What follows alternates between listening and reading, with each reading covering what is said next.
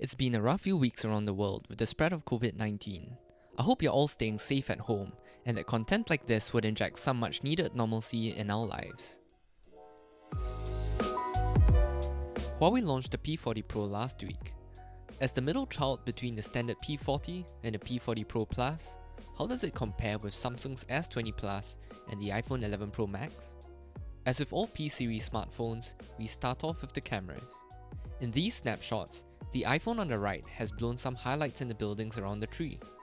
The Huawei and Samsung in the middle and left fare much better.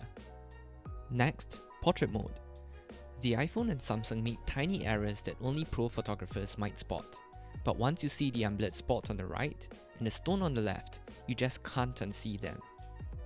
At its widest, Huawei doesn't go nearly as wide as the iPhone or Samsung, but it definitely renders faraway subjects the clearest. Just check out what happens when we blow the zoomed in images to 50%.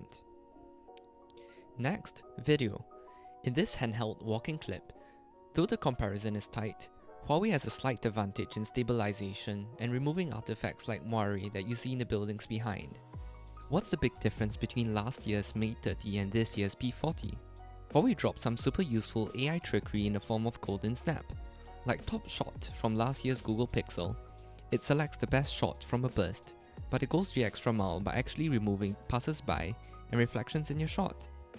Now that we've covered photography, we can move on to performance. We pit it against the best phones money can currently buy. First, a CPU test. On Geekbench 5, the Huawei and its Kirin 990 stands up well against the world's biggest smartphone manufacturer Samsung. Next, a GPU test. Essential for gamers, GPU performance will allow better, smoother in-game graphics.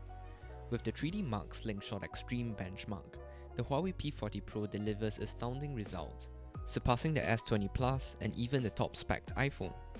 The user experience of each phone is highly subjective, but design is a key component.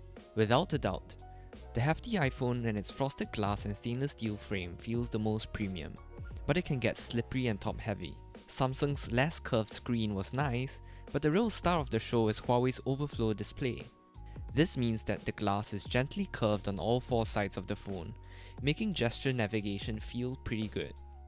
Huawei has also made a departure from display notches, proceeding to a pill-shaped cutout on the left side. That just leaves the iPhone's huge notch in 2019. Of course, the elephant in the room. I had my doubts but was pleasantly surprised by Huawei mobile services and the app gallery. The phone comes with Facebook, Instagram and WhatsApp. That alone honestly takes care of 50% of most people's phone usage.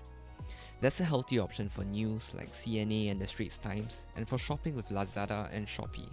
Of course, you can choose to take the APK route if you want to. Installing Pokemon Go was as easy as installing any other app. I started not expecting much from the P40 Pro. However, I walked away with more than a few takeaways. What impressed me most was the wide selection of apps and its app gallery, with enough alternatives for me to recommend it for most. With the cameras, performance and software layout, which phone would you choose? Let us know. We're VR Zone and thank you for watching.